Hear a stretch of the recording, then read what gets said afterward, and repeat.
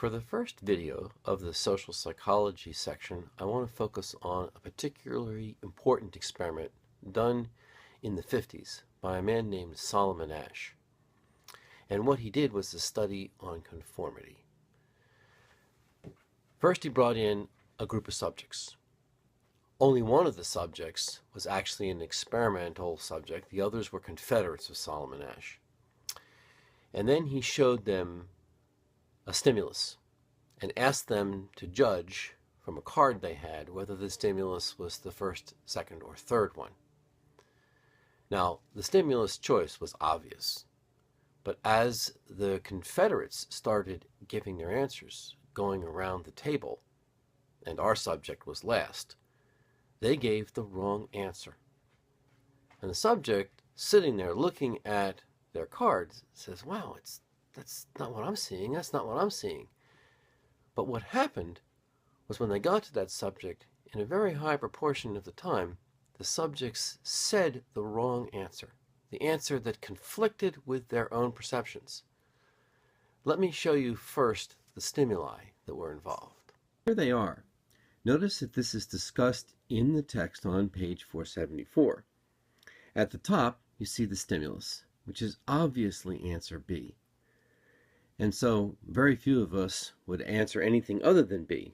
But in this experiment, many of us did not. We followed the group which, let's say, answered C instead of B, even though it conflicted with our perceptions. What do we make out of this result? Well, one of the things we make out of it is that people are vulnerable to the thoughts of others as expressed. Now, this may come from our group evolutionary history that we discussed back in the brains chapter and in the discussions we had about consciousness. If you're alone and you see something, then it's what it is. But suppose you're surrounded by a bunch of other people. Suppose you're camping and you see something run by in the woods and everybody else thinks it's a rabbit, but you think it might be a wolf. Well, perhaps it's better not to make defensive preparations because maybe they're right. It is a rabbit. So there are opportunities for groupthink to improve individual think, particularly under circumstances where there might be perceptual challenges. Maybe someone had a better view. Of course, there's also the opposite. The groupthink can get us in trouble and make us come to a conclusion that is wrong. Plenty of examples where the groupthink can be wrong.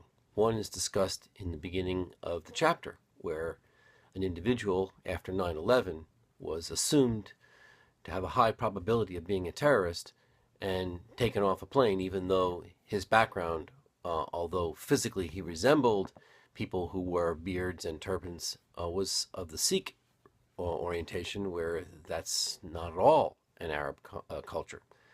We just didn't know. Another example, which is discussed earlier in the text book, is the Milgram experiments, where that poor subject was coerced into shocking another subject, or at least they thought they were doing so, to the point where the person was screaming in the other room. And that experiment led to a whole series of changes in psychology where you can't deceive people, at least not to that level, and not without telling them afterwards what you've done, and your whole experiment is required to be approved by a committee before you can do anything. So there are negative sides to this. But my point here really is that this ties back to our discussions of consciousness. There is a way in which the group can get into our heads, possibly at the mammalian brain level, to use an earlier concept, and let that become a justification for our conscious actions, even if it conflicts with our perceptions.